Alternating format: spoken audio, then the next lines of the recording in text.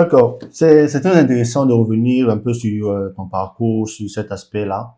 On aura peut-être l'occasion un peu dans la discussion de revenir encore peut-être sur certains petits aspects, peut-être de ta croissance, où est-ce que tu as grandi, comment est-ce que c'est passé quand tu étais enfant. Mais ce qui nous intéresse aujourd'hui, Oui. réellement, parce que c'est vrai, tu as beaucoup de casquettes, tu es ingénieur, tu es doctorant à l'université de Padoue, qui est l'une des meilleures universités de l'Italie et même d'Europe, l'une des plus anciennes également en Italie, 800 ans. la deuxième plus ancienne d'Italie, plus de 800 années. Mais tu es surtout entrepreneur et tu as donné tout à l'heure le nom de ton entreprise, Green Engineering. Si. Et est-ce que tu peux nous dire un peu, qu'est-ce que vous faites concrètement? Alors, Green Engineering, c'est une entreprise qui milite pour la construction au Cameroun. Quand je parle de Green, je suis tellement passionné, il faut que je m'asseye. Oui, on a Donc, Green Engineering, c'est une entreprise qui milite pour la construction durable au Cameroun. la construction durable. Au Cameroun, oui. Et genre écologique, mais quand tu dis durable, Voilà. est-ce que tu peux définir ça pour la grand-mère qui va écouter le podcast qui ne sait pas, ça veut dire J'en quoi? arrive. Le durable, le concept durable, c'est un concept qui est dans le temps pour moi. Okay. Ça veut dire, la conception de durable, par exemple, en Europe, où nous sommes, peut être différente de la conception de durable au Cameroun. Ah. Donc maintenant, mon contexte de durable au Cameroun, c'est dans le sens où on répond à des besoins ponctuels des Camerounais tout en préparant le futur.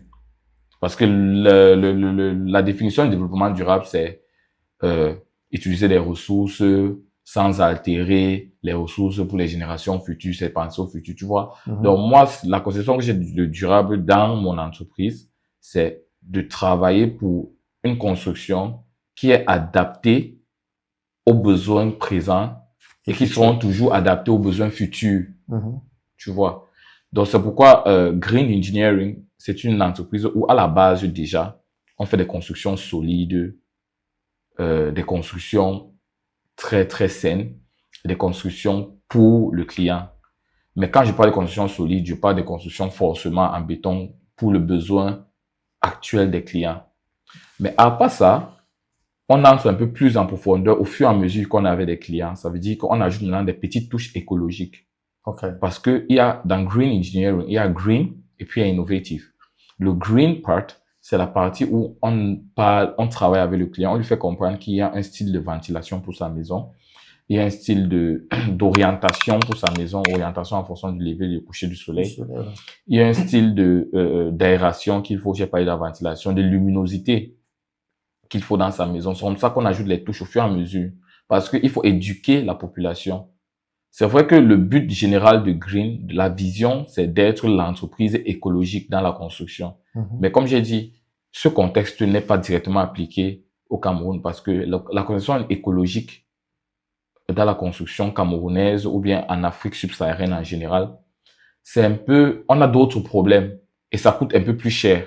Okay. Tu vois, donc maintenant, en tant qu'entreprise, tu dois pouvoir t'adapter. D'accord. So what I do is that, ce que nous on fait, c'est que on prend des clients, on ajoute ces petites touches écologiques dans la conception de son bâtiment, tout en lui faisant comprendre que non, ça ne coûte pas cher. Par exemple, l'orientation de la maison et tout. Ça rend toujours la maison adaptée au futur, adaptée aux besoins futurs, parce que le soleil va toujours se lever à l'est et se coucher à l'ouest. Je ne sais pas si c'est ça ou bien c'est l'inverse. Oui, ça se lève à l'est, ça se couche à l'ouest. Ah, ok. Je l'ai pas oublié. Donc, la maison va toujours se lever à l'est et se coucher à l'ouest. Donc, quand tu conçois ta maison, tu prends ça parce que même dans les générations futures, le soleil là va toujours se lever à l'est. Et se coucher à l'ouest. Et se coucher à l'ouest. Mais si tu arrives dans un secteur où tout le monde a fait l'inverse, et construit les maisons avec l'orientation du soleil de l'ouest vers l'est, tu vas venir avec ta maison, tu es le seul. Non. Tu te poses des questions. Pourquoi est-ce qu'ils ont fait ça? Peut-être que ce n'est pas le facteur du lever et coucher du soleil. Ce n'est pas forcément ça le réel problème qu'il y a dans cette zone. Dans cette zone-là. Si tout le monde a fait ça, ça veut dire qu'il y a une raison. Ok. Tu vois. Ça veut dire qu'il y a, c'est vrai que il peut aussi avoir que beaucoup de personnes n'ont pas pensé à ça. Et ils souffrent de ça. Le premier arrivé l'a construit comme ça, tout le monde aussi. Tout le monde a juste capté et puis ils ont reproduit. Mais il faut quand même se poser les bonnes questions. Je suis de ceux on fait une bonne recherche avant de travailler avec le client.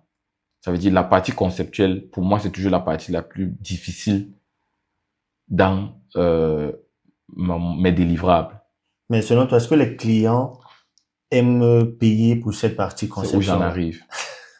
Quand je dis que la partie conception, c'est la partie la plus difficile, c'est parce que nous sommes jeunes. On a une vision. J'étais en train de dire, avec les clients, on ajoute des touches écologiques. On ajoute des touches écocentriques. Mais on peut aller plus loin parce qu'on est allé plus loin avec un projet Acribi où c'était un projet totalement écologique. Ah ouais. Parce que le client a compris.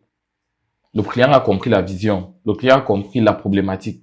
Mais Et lorsque c'est tu ça dis, le problème. je Parce veux que pas les te clients couper ne sur- comprennent pas la problématique. Vas-y. Mais lorsque tu dis totalement écologique, n'est-ce pas? Oui, ça signifie quoi? Oui, qu'est-ce que ça veut dire? Ça veut dire que le produit qui est la maison est un produit qui est presque autonome. Je ne vais pas dire 100% autonome, mais c'est presque autonome. En énergie, en termes En de... énergie, en eau Ah, et même en d'accord. matériaux. Ah, d'accord. Donc, même l'eau qui est à l'intérieur de la J'en maison. arrive, je t'explique comment la maison là est conçue. Voilà. L'anecdote, c'est que je viens de lancer Green. Je suis en 2021 ou 22, je me rappelle plus trop. Je lance, la dame me contacte, elle est en France. Elle m'appelle, elle me dit, on a vu votre page Facebook, on a vu que vous êtes un ingénieur en environnement. On a un projet où on voudrait mettre tout l'environnement ensemble, c'est-à-dire la gestion d'eau, la gestion des déchets, les matériaux locaux et tout. Comment est-ce que ça se passe? On a travaillé, comme je te dis, la partie conceptuelle pour moi, c'est la partie la plus difficile parce que je peux faire 2 mois de conception souvent, surtout ce type de projet. Elle a opté pour une maison en bois, Ah, d'accord. totalement en bois. Donc, on a trouvé le bois dans une forêt à Kribi et le projet était à Kribi. Donc, pour dire que le projet et le matériau étaient très proches. Maintenant, le coût du transport ou bien les émissions, la pollution à cause du transport, c'est souvent ça qui fait en sorte que les maisons ne soient pas très Très écologique. parce qu'il y a des émissions et puis aussi l'énergie grise. L'énergie grise, c'est tout ce qui était autour de la production du matériau. Je prends par exemple le ciment. Il faut autant d'énergie pour produire le ciment et le transporter souvent. Mais pourtant, le matériau qui fabrique le ciment, on le trouve sur place. Maintenant, c'est la transformation qui fait en sorte que ça prend assez d'énergie et ça pollue. Pourtant, le bois, il faut aller en forêt, il faut scier, il faut traiter, il faut faire revenir dans la ville d'Écribi et puis on monte la maison. Et si tu coupes déjà le bois en forêt, je savais. Tu n'es pas en train de détruire l'environnement. Tu es en train de détruire l'environnement, juste que l'environnement, justement, a toujours été dans ce contexte d'autorégulation. Après, il y a maintenant des trucs que nous-mêmes on fait pour autoréguler. On ne peut pas se développer sans détruire l'environnement. Okay. Tu vois? Ça, c'est un truc qui est très clair. Pour qu'une route passe, il faut qu'on coupe les arbres. Il faut qu'on dégage. On dit souvent qu'il faut dégager la route. Il faut dégager la route. Ça, c'est ça. Mais maintenant, qu'est-ce qu'on fait? Qu'est-ce que les ingénieurs font? Les ingénieurs, c'est quelqu'un qui résout un problème. Le problème, c'est que l'environnement a été dégagé. Et puis maintenant, il y a les solutions palliatives. Maintenant, quand tu prends tes solutions palliatives, il faudrait que l'impact de ta solution soit plus grand ou bien l'impact plus grand que le problème que tu as créé. Okay. Tu vois, c'est un peu ça la dynamique. En sachant que la maison qui devait être construite en papin, tout ça, tu peux calculer l'énergie, tu peux calculer l'empreinte carbone de ce bâtiment, et tu calcules l'empreinte carbone du bâtiment en bois. Tu verras. Bâtiment en bois, c'est beaucoup moins. Ça dépend d'où provient le bois. Je dis bien, si tu construis en bois ici et que le bois vient du Cameroun, je parle d'ici en Italie, que le bois vient du Cameroun, forcément, ça n'aura pas la même empreinte carbone parce qu'il y a tout ce qu'il faut pour transporter et tout, tu vois. Donc, c'est un peu ça qui fait en sorte. Et puis, on s'est entendu, on a lancé en bois, la construction en bois, mais on a fait la fondation en béton parce qu'il fallait que la maison s'asseye totalement. Et on a mis il y a les panneaux solaires pour l'autonomie en énergie. Et puis, il y a un forage pour l'autonomie en eau. On pouvait pousser encore plus. On pouvait encore pousser plus pour même le traitement des eaux usées avec une technique qu'on a un peu développée sur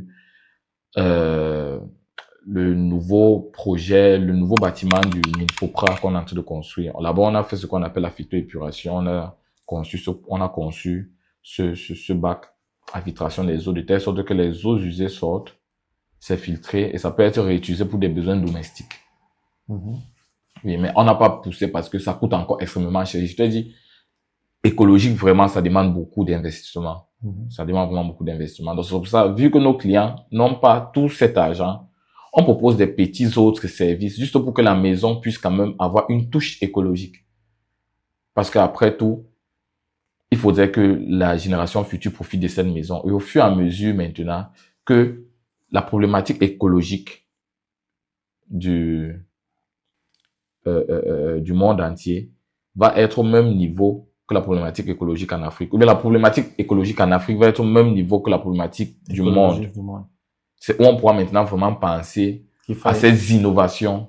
Donc, on ajoute des touches écologiques parce que si ce que tu veux faire totalement une maison écologique, ça coûte extrêmement cher. Extrêmement cher parce que toutes ces composantes, ou bien ces équipements écologiques dans une maison, par exemple, déjà installer les panneaux solaires au Cameroun, ça demande beaucoup d'investissement. Donc, si tu veux intégrer tout ça, les clients ne connaissent pas, bon, pas qu'ils ne connaissent pas, ils ne sont pas assez prêts pour ça. Parce que... Assez informés? Non. Certains sont informés. Okay. Certains sont même informés, c'est juste qu'ils ne sont pas assez prêts. Prêts dans le sens où ils ne voient pas l'impact actuel du problème. C'est pour ça que je te dis, parce que le problème dans le monde est à ces niveaux. Le problème au Cameroun est encore là, parce qu'on a d'autres problèmes qui cachent le problème écologique, ou bien des bâtiments écologiques, parce il faut manger, il faut Eneo et tout, tu vois. Donc, quand ces problèmes seront dégagés et qu'on sera maintenant face à nos réalités environnementales, on va arriver là et je pense que c'est où maintenant des personnes vont beaucoup investir dans ce style de construction. Donc, c'est un peu ça dans le sens de maison écologique, comme je t'ai dit. Et nous, à Green, ce que nous on fait, c'est comprendre le client, parce qu'après tout, c'est sa maison. Il y a des clients qui ne veulent même pas entendre parler d'écologie. Nous, en tant qu'entreprise, ce qu'on fait, c'est que notre travail, c'est d'éduquer, mais de ne pas forcer. Tu éduques, mais tu ne forces pas. Quand si le client te dit, je veux une maison, peu importe que ce soit écologique ou pas, vous, en tant qu'entreprise, vous réalisez la maison. Non, quand il nous dit que quand il veut une maison, peu importe écologique ou pas, nous, on ajoute des touches écologiques. Et s'il dit, je ne veux pas. Sans qu'il ne sache. Par exemple. Parce que quand je dis sans qu'il ne sache, c'est qu'il ne sait pas que ce sont des touches écologiques. Je te prends un exemple clair. Les dimensions des fenêtres. Nous, on réalise des grandes fenêtres. Souvent même des baies vitrées. Tu vois. Mais le client, on le pousse à faire comprendre qu'il faut une luminosité dans la maison. Après, il sait que c'est important. Mais juste que la conception écologique de ça, c'est que le mot écologique, ça a l'air un peu très, très puissant. Genre, non, on n'a pas de problème d'écologie, patati patata. Non, c'est que tu as un problème de luminosité, peut-être parce que ton voisin est en train de lever aussi un R+3 ou bien R+4. S'il lève trop, la lumière ne va plus arriver. Donc, suggère que tu prennes plutôt la lumière de cette façade et puis tu maximises la lumière de cette façade-là pour que ça entre dans la maison et tu agrandis. Ça fait en sorte qu'il y ait une bonne luminosité parce que c'est le bien-être. L'environnement, c'est juste le bien-être dans la maison. Et nous, on consolide dans le bien-être et la conception. Donc, toutes les maisons qu'on conçoit, c'est pour justement le bien-être de celui qui va habiter. Pas aussi toujours du bien-être de celui qui investit. Ça, c'est deux choses différentes. Je prends un cas. Quand tu me dis que quand tu viens vers Green et tu dis tu veux une maison à louer, tu veux faire des immeubles, des appartements à louer et tout et tout. Oui. Toi, tu veux maximiser l'espace pour gagner le plus de studios possible, le plus d'appartements possible. Exactement. Nous, notre conception, c'est qu'on ne conçoit pas ça pour que tu perdes. Nous, on conçoit ça pour que tu rentabilises encore plus. Ça veut dire, quand le client va venir faire la visite chez toi, il saura que la hauteur sous plafond, parce que la hauteur sous plafond, c'est la hauteur qui donne un peu les airs de grandeur au bâtiment. Et aussi la couleur comme à l'intérieur, je pense. Oui, il y a autant de choses, tu vois. Donc, ce que nous on fait comprendre au client que, tiens, la dynamique présentement, par exemple, à Douala, c'est que les jeunes qui partent dans les appartements à louer ou bien les studios à louer, c'est entre 25 et 35 ans. Ok. Et ce sont des jeunes qui sont très connectés. Ce sont des jeunes qui sont beaucoup entrés dans les grands restaurants. Tu ne vas pas venir vendre une maison de l'époque à ce jeune. Il ne va pas louer. Je sais pas si tu comprends. Et ce sont aussi des jeunes qui ont beaucoup fait les appartements ou bien les studios meublés. Et aussi avec le boom d'immigration, ce sont des jeunes qui ont voyagé, qui sont revenus au pays, surtout à Douala. Parce que la plupart de ceux qui bossent à Douala, dans ces grandes multinationales à Douala, ce sont des personnes qui ont voyagé. Et ils connaissent le style. Si c'est que tu viens pour faire un bâtiment à Bonamoussadi ou à Japoma ou à Lokpom, les nouveaux quartiers de Douala, bon, Bonamoussadi c'est pas un nouveau quartier, à Lokpom, Lokbesso, où il y a ces jeunes justement de 35 ans qui ont quand même une expérience de la bonne qualité. Si tu veux les louer une maison, tu vas pas les louer une maison où les toilettes c'est 2 mètres carrés. Où il y a juste le pot et puis il y a la colonne.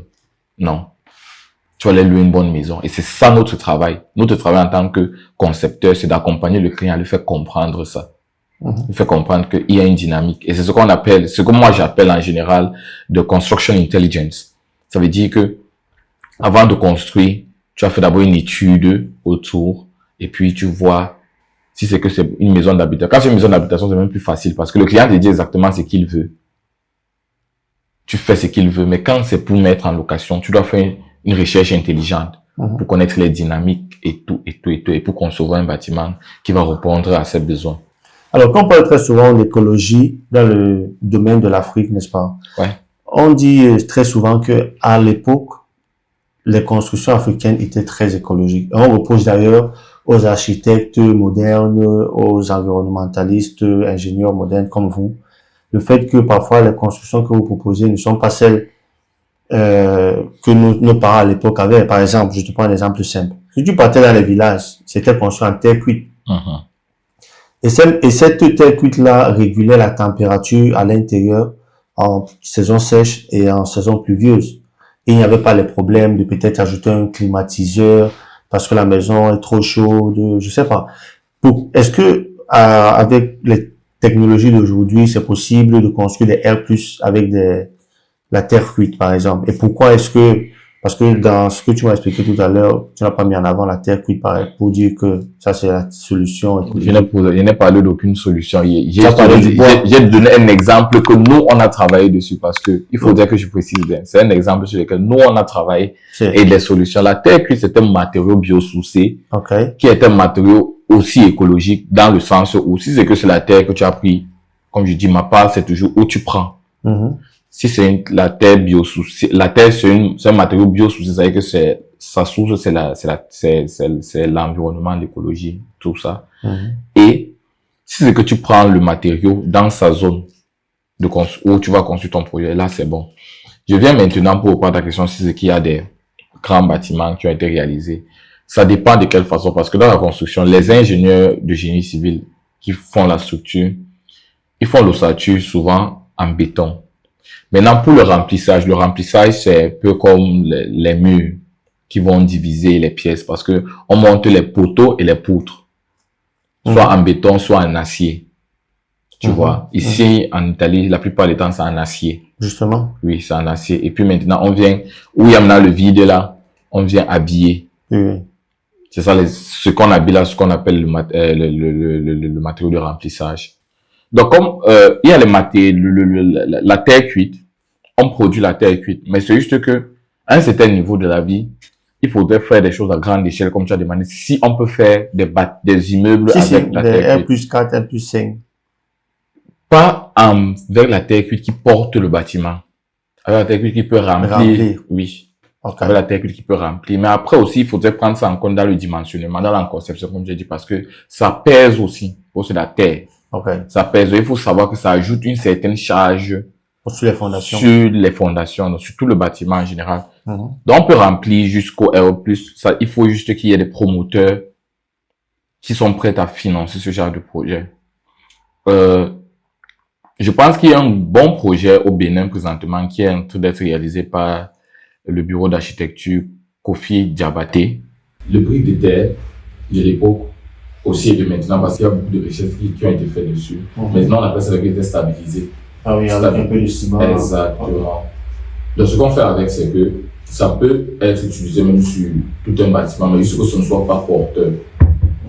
Il y a cette entreprise de Millennium Immobilier. Millennium. Ah oui. Dernièrement, au salon du bâtiment du Cameroun, je pense la semaine dernière, elle a présenté sa maison où il y avait pas de poteau porteur. La maison était portée par ses briques. Oui. Et ça tenait? Oui, c'est un plein pied. C'est un plein pied. Donc. Et c'est comme ça que nos maisons étaient construites à l'époque. À l'époque, il n'y avait pas de poteau. C'était juste la maison, la charpente se repose sur la maison. Mais maintenant, est-ce qu'avec ce style de construction, on peut aller sur R+4? Ça, je ne crois pas. Je ne sais pas. Donc, il faut encourager ce genre de projet, les encourager dans la recherche et l'innovation pour qu'ils puissent développer cela. Mais maintenant, utiliser la brique de terre simple pour remplir les bâtiments, remplir le mur, R+4, oui, tant que c'est le béton qui porte, ça va. Tant que c'est l'acier qui porte, ça va. Tu peux remplir avec la brique de terre en terre cuite. Ce que tu dois faire, c'est juste que tu dois appliquer certains produits aussi sur la terre pour un certain temps parce que les personnes affirment que tu conserves la terre comme ça, tu laisses et ça va durer pour les 25, 30 ans, tout ça. Moi, j'aimerais juste, je sais qu'il y a des produits qu'on applique pour pouvoir encore protéger la surface de cette terre contre certains rayons X parce qu'avec certains rayons X, il y a certains plastiques, microplastiques dans la terre. Ça, c'est justement mon domaine précis même de recherche. Il y a certains microplastiques dans la terre qu'on ne peut pas voir. Et avec maintenant le déploiement du soleil, des rayons X sur ces microplastiques, ça se dégrade tellement. Et quand ça se dégrade, ça crée justement des petites fissures. Au fur et à mesure, sur 30 ans, ça va créer tout un trou, un micro, en anglais on dit micro-void. Un micro-vide. Oui, un micro-vide. Un petit vide. Oui, un petit vide. Ce qui va faire en sorte que si toute ta surface a des micro-vides, ça devient macro. Ah oui, c'est vrai. Ça devient macro et puis tu te rends compte que maintenant le froid va passer et tout ça. Donc il faudrait faire très attention justement à ce genre. Moi, je prends maintenant beaucoup de recul avant de conseiller certains matériaux aux clients. Je pense que peut-être c'est la recherche dans laquelle je suis maintenant qui me permet d'avoir cette mentalité de beaucoup prendre du recul pour comprendre d'abord comment le matériau fonctionne. Quel est l'impact du matériau sur les 30 ans, les simulations qu'on a fait dessus. Et surtout quand c'est le matériau de la terre, il y a beaucoup de trucs dans la terre. Il faut savoir comment ça va évoluer. Parce qu'à l'époque de nos parents, il n'y avait pas le plastique dans la terre. Il n'y avait pas du tout. Le plastique vient, on invente le polypropylène en 1954. Tu vois. Et ça, c'est ici en Italie. Le polypropylène a été inventé ici à Ferrara. Donc, avant que ça n'arrive en Afrique, ça a eu assez de temps. Même ici, ça n'a pas été développé à un certain niveau. Pour te dire que la terre qu'on a maintenant, il y a c'est une terre presque contaminée qu'il faut faire assez d'études dessus avant de pouvoir utiliser comme matériau pour savoir sa durée dans le futur. Moi, je parle en tant que directeur de Green, qui est une entreprise qui fait la construction durable parce que les constructions qu'on met, c'est pour les avenirs futurs. Tu vois, tu peux parler d'une solution présente, mais dans 30 ans, c'est plus un autre problème que tu as créé. Plusieurs membres de la diaspora veulent construire au Cameroun, mais sur Internet et même en Afrique, c'est pas souvent au Cameroun, c'est la seule chose qui arrive un peu partout en Afrique. On voit des gens qui ont fait 20 ans, ils rentrent en Afrique après avoir envoyé beaucoup d'argent pour des constructions. On les a même envoyé les images, ils arrivent, il n'y a rien. Mais ce genre de personnes, quel est le conseil que tu donnerais à un membre de la diaspora qui veut construire et qui veut éviter de se retrouver peut-être 15-20 ans après avoir dépensé beaucoup d'argent, se retrouver devant une situation où les membres de la famille, les amis ou bien les techniciens particuliers n'ont pas fait avec son argent ce qu'ils attendaient. Alors j'ai toujours l'habitude de croire que, bien dit, quand tu investis ton argent, tu es un investisseur. Tu es un investisseur. Quand tu es un investisseur, ça veut dire que tu mets ton argent pour gagner. Et quand tu mets ton argent, tu dois aussi y mettre du temps. Okay. Quand je parle du temps, ça veut dire que tu dois descendre au Cameroun, tu dois suivre ton projet. La plupart des clients que nous on a sont des clients de la diaspora, mais qu'on conseille toujours de venir sur le site. Moi étant ici en Italie, je descends avec les clients directement. Je descends avec le client pour qu'on travaille ensemble, pour qu'ils voient ce qu'on est en train de faire ensemble. Parce que c'est très important. Quand l'équipe avec laquelle tu travailles a déjà constaté ton absence, ils ont des tentations. Et s'ils ne sont pas forts spirituellement, ils vont succomber à la tentation. Tu dois les en vouloir. Tu dois les en vouloir. Tu vas les en vouloir comment? Tu ne peux pas donner ton âge, tu dois être honnête, tu dois les en vouloir. Mais aussi, c'est qu'il ne faut pas totalement mettre la faute sur eux. Moi, je ne dis pas que tu ne dois pas totalement mettre la faute sur eux, c'est que tu dois aussi savoir que c'est ton argent que tu investis. Pour moi, tu ne peux pas investir ton argent et tu n'y mets pas du temps. Ça veut dire que ce n'est pas que tu n'es pas sérieux, mais ça veut dire que tu n'étais pas prêt. Tu vois, ce n'est pas seulement une affaire d'argent, le projet immobilier. Mais le volet confiance, en fait. C'est où j'en arrive. Ce n'est pas totalement l'argent, l'immobilier. L'immobilier, c'est aussi le temps. Et après, maintenant, l'immobilier, c'est la confiance. C'est-à-dire que dans ton choix de ceux à qui tu donnes, tu dois pouvoir tu dois pouvoir avoir des personnes de confiance avec qui tu travailles. Nous, de confiance, nous, on travaille beaucoup. Et on investit beaucoup sur la confiance. Mais pas l'investissement, c'est l'investissement financier. C'est là où mon transport par an pour descendre au Cameroun. Parce que quand je ne descends pas parce que je veux trop descendre au Cameroun. Je descends parce qu'il y a une personne qui m'a confié son projet. Comme je dis, quel qu'en soit le projet de construction que je prends ça comme un projet de vie. Donc je suis en train de travailler le projet de vie de quelqu'un. Donc je dois investir de l'argent pour le transport et de mon temps pour aller suivre le projet. Et quand tu fais ça, le client commence à avoir confiance en toi parce qu'il croit que ça va, il a donné, toi tu vas descendre faire son travail. Mais non, moi j'insiste encore en disant qu'on doit se retrouver au chantier. C'est-à-dire que toi et moi, quel que soit le pays où tu es, on se retrouve plutôt au chantier telle période. En avril l'année passée, ce qui s'est passé avec le client, elle arrive au Cameroun, 2 jours après je suis arrivé au Cameroun. On était sur le chantier pendant 2 semaines ensemble. Je suis parti, je l'ai laissé. Parce que j'avais d'autres obligations à l'université. Et après 3 mois, je suis encore descendu avec un autre client. Pour le même chantier. Donc pour un autre chantier, avec un autre client, pour un autre chantier, il fallait qu'il me trouve sur le site. Donc lui, il arrive plutôt me trouver sur le site. Le jour où il arrive sur le site, il doit te trouver. Et il est même parti, il m'a laissé. Donc il ne sait même pas s'il revient à Europe ou pas, parce qu'il est venu, il est parti, j'étais encore là. Pour vous faire comprendre, quand le client voit ça, il est plus en confiance, il peut te confier encore plus d'argent. Il peut encore te confier plus de projets. Par exemple, ici, c'est que il voulait construire au Cameroun, il voulait te faire un projet, il voulait tester le marché, et puis il voit que tu l'as poussé à venir surveiller son projet. Prochainement, il sera plus confiant, lui-même, il va encore te donner. Mais même quand il me donne, je ne vais pas changer mon principe de vie qui est de te demander à toi de venir voir le travail. Et je conserve ça même jusqu'à l'achat du terrain, si possible. Aller voir le terrain. Oui, aller voir le terrain avant d'acheter. Ne pas voir les terrains sur Internet. Oui, parce qu'on peut te voir le terrain en saison sèche, tu ne sais pas que c'est le marécage. C'est vrai. Tu vois, c'est tant de choses. Donc, si toi tu viens avec pas un professionnel, du moins rien du domaine, il y a des plantes qui poussent sur le marécage que tout le monde connaît. Donc, même si la saison sèche, on va savoir que non, ici, c'est cette plante, c'est le marécage. Tu vois, et tu vas pouvoir. Donc, c'est pour éviter ce type de déception aux clients que je propose et j'insiste que les clients doivent descendre sur ton argent. Où tu mets ton argent, il faut que tu sois. Quand des grandes entreprises investissent dans des pays, ils font 6 mois d'études du marché. L'étude du marché, c'est quoi? C'est qu'ils envoient des gars sur le terrain. On ne met pas l'argent, on va perdre. Personne ne veut perdre de l'argent. Les gars, ils financent les émissaires pour venir. Soit un cabinet de consulting qui va venir, il va prendre tous les données qu'il doit prendre. On va il traite.